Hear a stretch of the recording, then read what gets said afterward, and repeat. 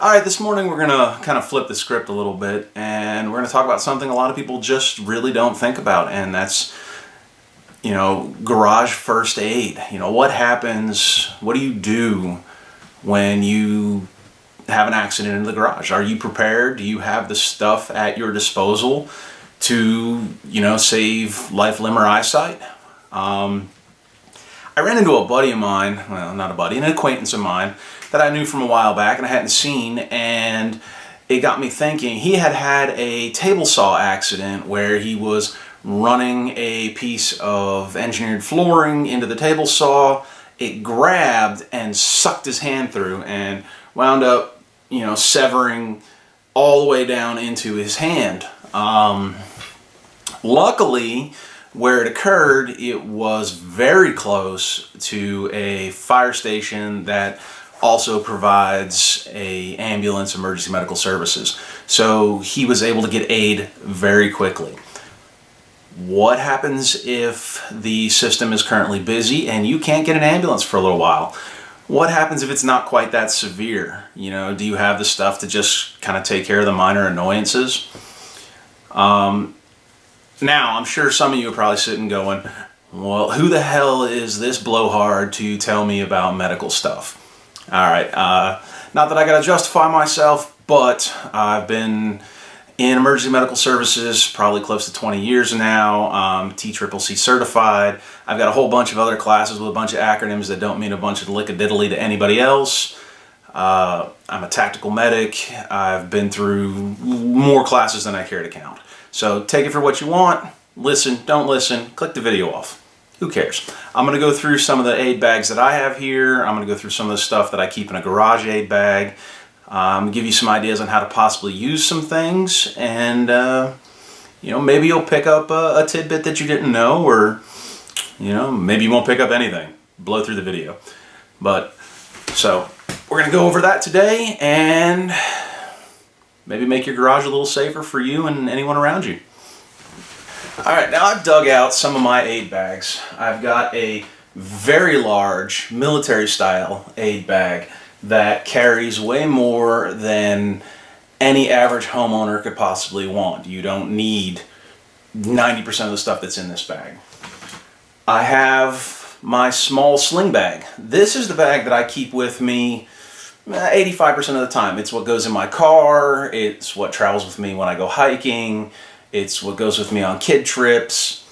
It keeps most of the stuff necessary to handle, your minor boo-boos and, possibly some major ones until, higher help can get there. This is an old Army-style combat lifesaver bag. Very cheap if you want to find them in surplus. It's a good foundation for you to build yourself a little aid bag. Alright. This bag was actually, it's not a real aid bag. It was a sling bag I found at Walmart. They were on closeout. It's from Field Shear or SOG or who knows, some other China company that's trying to, sell us a bunch of garbage. I got it for like 10 bucks. Works really well, has a lot of compartments, a lot of little elastic bands. I can stuff all kinds of crap in there. This case, I actually got from Walgreens, and it was free. They gave it to me when I had to buy like three little, like Band-Aids, Gauze, something like that. And they gave me the bag to hold it all in. It's also a nice little one to, build your foundation for your garage kit. And then they even get, as small as this. And this is actually my IFAC, my individual first aid kit, off of my plate carrier. Now, and I know 90% of you are going to be running a plate carrier, but inside here, I've got most everything I need to take care of myself for some kind of major trauma, major laceration. So, you get a big old cut, nice big hole in your body from a gunshot or table saw, or, big penetrating wound because you launched that dowel rod through your stomach. Whatever. This kit's designed for major traumas. It's not designed for your average boo-boos. But it is packed full. So, you can get a lot of stuff in a little space. Alright, now when you're building your garage first aid kit, you gotta sit there and think, well, what kind of injuries do I have to worry about dealing with in my garage? Well, one, minor cuts. So what do you want to deal with minor cuts? There's nothing more annoying than a cut that it keeps splitting back open every time you try to get back to work. So one of the solutions that I have is take some regular saline solution, make sure you rinse out the wound. You don't want to trap any, grinding dust or medical garbage or anything like that. This is like $4 at Walgreens. It says daily extended wear contact, but it doesn't have any of the disinfectant protein stuff. It's just plain saline solution. But it comes with a nice cap that has a little, kind of small opening so that you can actually get a forceful spray and wash your wound out. Then, go to the good old super glue. They make a medical grade of this. It's called Dermabond. If you go on eBay or something like that, I think even Amazon sells it, you can get Dermabond.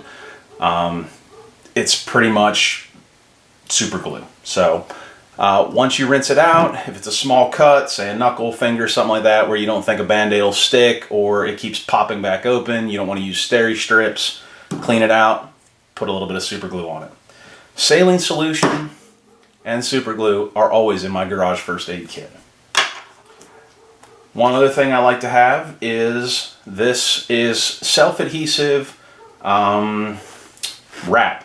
It sticks to itself. It's stretchy. Now, when you go around with it, it'll cling right back on top of it. So you can put a Band-Aid up underneath here and you still have the movement that this is going to stay on. It's going to stay attached. So if you happen to slice your forearm up here somewhere, or, and you just want to put a nice big cling wrap over it, this is going to cover it and still give you the mobility and not allow your traditional Band-Aid to come loose on you. Very cheap.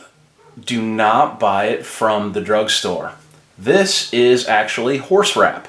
It's the exact same thing the drugstore tries to sell you for almost $5 or $6 a roll.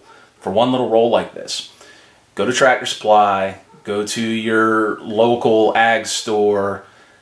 I got 4 rolls for $7. My daughter plays soccer. She burns through these rolls left and right. She's a goaltender. So she's constantly trying to wrap up whatever cuts, scrapes, bangs that she's got going on. But don't buy it from the drugstore. Buy it online or go to an ag supply or Tractor Supply. Get it from them. When you buy, for the rest of it, you're going to have your regular kind of, I need a Band-Aid, kind of cuts, scrapes, or otherwise. I always keep these in my first aid kit. When you buy Band-Aids, don't buy the cheap ones. Buy a quality. These are 3M. And make sure they say waterproof or active, something like that. Something that's going to survive the sweat and wear and tear of the garage. That comes with a better adhesive. You put a cheap Band-Aid on there and it's going to come off in 30 seconds. You might not even make it to finishing putting the Band-Aid on before it's actually starting to come off. So buy yourself a quality Band-Aid that says waterproof or active. Keep it in your kit. I've got multiple sizes. My kids love everything that happens requires a Band-Aid. A scuff, a scrape, a bump, a bang. They require Band-Aids. They've got the assorted boxes that have, small little, maybe you want to cover up maybe you got a wart, callus, maybe you got something on your foot going on, you got a blister. They've got the small ones. They've got more that are tapered for like fingers and joints, and then they've got, larger ones, knees, elbows, something like that. I keep an assortment. They're cheap. It's like $3 a box. There's 8 in this one, 30 in this one. Those go in the kit. One strange item that I know 90% of y'all will not have in your kit, a tourniquet. A tourniquet in your kit. With all the recent engagements downrange in Afghanistan and Iraq, it has been proven that one of the #1 preventable causes of battlefield death is bleed out from an extremity. Same thing for the garage. You cut your arm, you cut one of them arteries that are, up in here, and you're going to start squirting blood like mad. this could potentially save your life, especially if you're by yourself. These are inexpensive. They come, I think they're like $24. This one is called a Cat. It's from NAR Rescue. Combat Application Tourniquet. It has a windable windlass. This is actually what tightens it down and gives the tourniquet effect. Adjustable Velcro to actually fit it. Now, when I store it, it's always stored in the first loop, in the ready position, and I can self-apply this. I can easily slide my arm in, work it down, and go up and around, securing it behind, and then I'm able to twist my windlass and twist, twist, twist till the bright red bleeding stops. And then you lock it in just like that. Now, you want to put when you place a tourniquet, you want to go as high up into the joint as you possibly can get it. Now, this is something you have to practice on your own. There is tons of videos to show you how to apply a tourniquet. I'm not going to go over, you know, the intricacies of using this tourniquet, but it is applicable to legs and arms and could possibly save your life or a friend's life. I know that recently America has had quite a few mass shooting incidents. In my car, I probably have about 6 or 7 cats that in an emergency, if the need arose, I could start tossing them out, placing them on. It's a quick treat and go option. Get yourself a cat, keep it in your kit, learn how to use it. Could save your life. All right, so other than the cat, we'll keep that. We'll add that to our kit. We got our growing little pile here. This is combat gauze. It contains a hemostatic agent. What does that mean? It means it makes your blood clot, makes you stop bleeding. This is the training combat gauze. It doesn't actually contain an active hemostatic agent. If you ever see any blue stuff from like NAR Rescue or any from Quick Clot, something like that, there's training gear. If you got a wound on your arm, on your leg, something like that, and it's just pumping blood, you can pack this in there and it'll cause the blood to coagulate and hopefully slow, if not stop the bleeding till you can get somewhere where you can get proper sutures or staples. You can get the wound closed up properly. There is directions on the back on how to apply it. You can pack it, you can jam it into the wound, you can lay it on the wound, and then cover it with like a pressure dressing. Either way, you need to keep some kind of hemostatic in your bag. You know, I had a friend a long time ago. She got angry, was drunk, and punched her arm through a window. You know, non-tempered glass, boosh, slit her arm wide open. Combat gauze stopped the bleeding. We got her to the hospital. 36 stitches later, her arm was sewn back up. So there are other companies other than Quick Clot that to make a hemostatic. There's another company called Celix and one other one I can't think of off the top of my head. I have some Celix. It comes pre-attached to gauze like this. It also comes in granules that you can just kind of pour into the wound and then put another dressing over top. So find yourself some hemostatic, whether it's going to be Celix or Quick Clot, you know, combat gauze, whether you want it in granules or you want it in gauze. I know some of this is probably way more than any of you ever wanted to think about having a kit for your garage.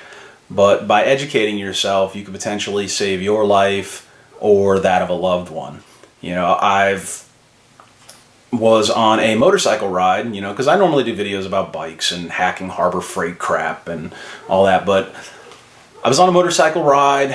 A woman was on the back of the motorcycle that was 3 in front of me. For whatever reason, 2 of them decided to ride side by side, 2 bikes. One bike on the right took off and was so close that he wound up ripping the woman on the back of the other bike's toe off. So it was an immediate amputation of her toe. Combat Gauze, stop the bleeding. So help a buddy out, help yourself out. All right, also inside my personal garage kit, I have pressure dressings. You have the typical, this is an Israeli pressure dressing, and this is an Elias pressure dressing. This seems to be the new go-to. This is the ones that I usually keep. Inside here is a bunch of other gizmos for fancy medical types that can do other things with eye cups, and there's some plastic in here that can be used to seal chest wounds and things like that. You don't need to worry about that. It's a big padded piece of gauze that you can wrap around your body and you know, put a little squeeze on it, try to stop the bleeding and keep all the extra goop and gunk and stuff from running into it and getting it infected. Same thing with the Israeli. It's a big old pressure dressing. I'll even bust these open for you guys. You can get a good old look. It comes vac packed, so that it's, you know, sterile, although most of this is not going to be a sterile application. There are tear points, make it easy for you to get into. And this one's a little bit harder to self-apply because it's not self-adhesive. The Elias will actually has like Velcro. This one, you've got this little kind of pull back strap thing so that you can put the pressure on it. It flips down and kind of applies the pressure when you come back around, and then I think there's a piece of Velcro on the far end. So I'm going to attempt to do this one-handed, which is a royal pain in the tuchus. But you can come up underneath and then kind of squeeze this up under. Like I said, this one is a royal pain in the butt. Boom. Alright, so we can kind of work it back into position, and then you can kind of come back around and you can crank down on it and spin it around and around and around, and you can go forward and backward. And yep, that's what I thought. I haven't used an Israeli in a while. But on the end of this one is a hook. Just kind of self-latches. It can be done. It's much easier to do if you're putting it on somebody else. You know, putting it on yourself, it's kind of a pain in the butt. So that is your typical Israeli. They're very cheap. You know, I think, frig, I don't know, it was the last time I bought an Israeli. Probably $4 or something for a 6-inch bandage, maybe 8. But comes with this big old padded section. If you want an Israeli, that's an Israeli. They were the go-to standard for a very long time, until they started having the conflicts downrange, and they really got to look at combat medicine and was able to gather a large amount of data. And then other products started coming out, and we'll take a look. We'll go ahead, we'll bust open this Elias. I think these are a little bit more expensive. These might be $8 or $9 a piece. Comes out, see, it's got this huge thick piece of gauze up under there, and if we look, there's this little piece of plastic. That's for, the advanced users can seal chest wounds and stuff. And the actual pressure device, this little piece of plastic's kind of cupped, can be removed and used for an eye cup if need be. But that's, once again, that's for advanced users. So, see, this one has some Velcro on it. We all love Velcro. So you can put this on and, if you need to, pinch it up against yourself, hold it, whatever you need to do. And the Velcro, and it has Velcro every little bit as you're going along. So it's going to, you want to stop here, you still got that Velcro. And as you unroll it, you find more Velcro, and you can really stretch and pull this down. And it has another big old section of Velcro. And then if you really wanted to secure it to make it absolutely so it won't come apart, it also has a hook like the Israeli. But this has a whole lot of Velcro on it. That way it doesn't become a giant cluster when you go to apply it. You know, sometimes, you know, in an emergency, you're going to be kind of possibly in a panic, depending on, you know, your level of experience. And a lot of times this goes and it goes flying everywhere on some of the other bandages. This Velcro helps ensure that this roll stays a roll, and you're not chasing down the actual bandage itself to try to get it to function. So that is your Elias bandage. Works really good. Gets really tight, so you can apply a lot of pressure with this. Has a lot of padding, a lot of absorbent material. I keep one of these in my kit. This is my personal go-to bandage. It's a pressure dressing, so you know, everybody always tells you put pressure on it. Pressure stops the bleeding. If you wanted to, you can put combat gauze underneath this, crank it around, use this to hold the combat gauze in place. So not only do you have your blood-stopping hemostatic, or your clotting hemostatic, you also have the pressure of the Elias bandage. So, Israeli, Elias. Elias is my preference. Israelis are functional. Alright, so we've got pressure dressings in our kit. We've got some saline, we've got hemostatics, we've got a tourniquet, we've got super glue, we've got band-aids, we've got self-adhesive cling wrap, which we can put over band-aids to keep them in place. You ever have to run inside? You got a headache, you got that muscle ache, you've got that, you know, I need a Tylenol, or I've got all of a sudden I got into some kind of pollen while I'm out mowing the lawn, and now my sinuses are going all crazy. Well, guess what? A cheap little tackle box thing, and I've got Benadryls, and I've got Tylenols, and I've got aspirin, and Motrin, and Sudafed, and that's some Allegra up in there, and I've even got Tums and Imodium in this one. So this, I mean, it's no bigger than my hand.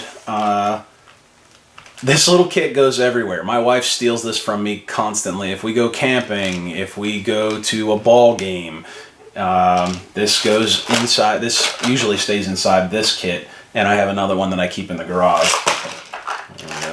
This one's kind of all banged up. But make yourself a little kit that you can keep outside. Don't run inside your household medicine kit. Especially, you know, older individuals, or, you know, not even older individuals. Individuals my age, something like that. Chewable aspirin. I say it again, chewable aspirin. Heart attacks are no joke. The first medicine that a responding ambulance is going to give you is going to be chewable aspirin. Keep chewable aspirin readily at hand, so that if you start feeling, you know, the chest tightness, the, you know, tingling in the arm, the classic signs of potential heart attack, you know, eat some aspirin. Thin your blood out. If you've got a clot or you've got a blocked junction in your heart, thin your blood out. It's not going to hurt you to chew 4 of these if you're not having a heart attack. Keep chewable aspirin around. Keep it around for a friend. I've used it at a ball field. An older gentleman was starting to have, you know, some chest tightness, and at a soccer game that my daughter was playing at, I was able to reach into my kit. I had some chewable aspirin. I let him take 4 of them. We called the ambulance. I don't know the outcome, but I do know that I was able to initiate first line aid by giving him something to kind of get that blood thinned out a little bit. So build yourself a little kit with all the pills and medicines you might need. You know, if you're if you're allergic to stuff, you know, find a little box that you can keep your EpiPens in. You know, have a spare EpiPen in here. You know, there's no end to what kind of medicines. You know, you tailor this for what works for you. But that stays in my aid kit or in the garage. One weird little things, a cravat or a triangle bandage. Y'all don't have to have these. This is just something, it's a hasty sling. It's, a way to tie something on if you want to make an improvised splint. It's triangle bandage. You can have it, don't have it, take a look at it. Google's a wonderful thing. Now, some oddball things that I do keep in my medical kit out in the garage. Tweezers. How many times you got that freaking metal splinter that stuck up underneath your finger and you're trying to fish it out and you can't get it out and it's just aggravating the snot out of you? A good set of tweezers. Suck up your pride, go to the girly section, pay a little bit of money and get a quality tweezer. The tweezers that came with your manscaping kit, they're not good tweezers. They're not going to grab those little pieces of shard that you've jammed up underneath. Keep a good set of tweezers with you. I keep a nail clipper outside. So a lot of times, you're working on something, you ain't paid attention, maybe your nails got a little too long, or you've got one of them aggravating hangnails that keep flipping back every time you want to try to do something. Not a must-have, not a lifesaver, but it's a convenience item. I keep a nail clipper in my outside kit. Also, in the kit, I keep... Whoa! We're having an avalanche. Well, we've got our... Let's divulge into this. I've got my regular boo-boo Band-Aids. And inside here, I keep a lot of weird things because this goes with me to soccer games, things like that. Ziploc baggies, great for packing full of ice. If you're out there at at a sports field and someone gets an injury. Also, Saran wrap, great for holding ice in place. So not only do I have the Ziploc baggies to put the ice in, because a lot of times these places don't have it, Saran wrap makes a great way to secure the ice in place for whatever injury happens to be going on. Spray bandage, you want to put a quick little antiseptic covering while your kids are running around. Like I said, I've got spare tourniquets for days. Alcohol preps. The secondary use, one, that they're an antiseptic, they're going to kind of kill germs, but the other thing is it also wipes away oils. So when you go to put a regular Band-Aid on and you've got your greasy, grimy fingers and you've been sweating all over the place, if you take an alcohol prep and you wipe away all the oils that happen to be sitting in place, the Band-Aid is going to stick better. So alcohol preps are a very cool tool to have. And then on top of that, you have your typical, let's see, I've probably got, yep, there we go. I've got your typical creams and ointments, anti-itch cream, athlete's foot cream. This is some Silvadine sulfide. It is a prescription. Talk to your doc. He'll cut you a script for it. It's for burns. Works great. Got those and, your regular antibiotics, hydrocortisones, things like that. Are other things that you can throw in, a kit that you might need when you're away from the house. So I keep those in this kit along with so I've got more Elias bandages, things like that, because this is usually my kit that's in my car. And this big old honking kit over here is full of all kinds of crap nobody needs to know about because y'all don't give a crap because you wouldn't know how to use it anyway. Saline Solution. It is a must-have for a garage kit. Not only using it for washing out wounds, but you ever had that carburetor spray kick back in your eyeballs and all of a sudden you're doing the monkey dance as it burns and burns and just kind of trying to flush it out? Have you ever had that grinding dust that kind of kicks back up underneath your safety glasses that we all know you were wearing when you were grinding?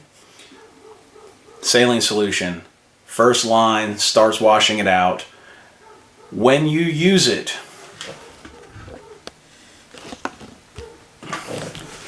when you use Saline Solution and you're trying to get something out of your eye, wash from the inside to the out. That way you go away from the tear duct. So, tip your head down. If it's going to be this eye, tip your head down and wash it, come in and squirt down so that it washes it up and out of your eye. Same thing if you do this way, up and out of your eye. By having this in the garage with you and being able to get any kind of chemical grit, grime, or what have you out of your eye quickly could lessen the damage. If certain caustic chemicals that we have out in the garage, lacquer thinner, turpentine, any number of other chemicals can be splashed in our eyes. Carburetor cleaner. I've got degreasers, paint activator. My garage is chock full of chemicals that could probably blind me if a good bit of them got into my eye and was left for a long enough period of time. Keep some cheap safety around. Saline Solution. Starts the rinse. Get it going before you run into the house and stick your head under the faucet, pull out the sprayer, and go to town. My garage is a detached garage, so I'm not immediately able to come running into the house. And I also keep this in my aid bag that goes when I go hunting. It goes when I go to the store. It goes when I go to the field. You can find a million uses for some sterile saline solution. A lot of times, your kid will be outside, the dust will kick up, the car will drive by. All of a sudden, they've got something in their eye. You're out somewhere, you're at a fair, you're doing whatever at an amusement park. Have them turn their head. Spray some solution, because this has that small tip on it, so it has a little bit of force. Spray some saline in their eye, wash it out. They'll be good to go, and they'll be playing in the next 30 seconds. They'll be like nothing ever happened. Keep some saline with you. All right, so I've gone over quite a few things. If you're interested, if I get some comments saying, hey, I'd like more information about a cat. I'd like more information about using an Israeli or using an Elias bandage. I can do an individual video on those. But if you go to NAR Rescue, if you go to the Elias manufacturer's site, they have excellent tutorials on how to use their products. I can't recommend their products enough. They are combat proven. They are civilian EMS proven. One thing, those of you that are eBay shoppers, be aware that all good things that sell in quantity will inevitably be duplicated by the Chinese, and they will be duplicated in inferior quality. There's a run on eBay and some other websites of counterfeit cat tourniquets, if you can believe it. And people were buying them because they were cheap. I think they were half the cost of an actual cat tourniquet. So they bought them. Fire departments, some were even buying them in the thousands, not realizing that they were counterfeit. And when they went to go use them, they would crank down and these buckles would break, the retainers for the windlass would snap, the windlass itself would break. A piece of life-saving equipment does not need to be skimped on. So be careful, make sure you get your cat from a reputable supplier, and you can go on NAR's website, see the going cost. The old adage applies, if it's too good to be true, it probably is. Spend the money, get the real deal. All right, I think I've covered pretty much everything that I would keep in a garage safety kit. Everything that could protect life, limb, or eyesight, is in that kit, and it can be placed in a relatively small package. I guarantee I can get everything that I've shown you into this little itty bitty first aid kit. It can be stored nice and easy, somewhere easily accessible in your garage, out of the way, and it's there and ready for when you use it. There you go. There's some tidbits for the day. I hope you gained a little bit of knowledge. One thing I have done, and you may potentially want to do, is I've shown my children how to use these in case old dad happens to be fell out before I can get to my cat, or maybe I might be unable to apply my own cat tourniquet. You can look online and see. I think there was recently I want to say New York State trooper that saved his own life by applying a cat tourniquet that he kept on his kit. There might be an instance where, you know, you've done something and you're unable to apply your cat. My kids know how to apply a cat. They can apply it to both the upper and the lower extremities, and they know what to do with it, how to do with it, and when to use it. It's 20 minutes out of your day. Educate your kids if you want. Educate a family member. Spread the word. Tell your neighbor. You can never go wrong teaching someone a medical skill. I'm off my horse on that. So, like I said again, if y'all want to know anything more, shoot it in the comments, and we can break it down and dig into other bags, dig into other equipment, go further. So, all right, have a good one. Stay safe.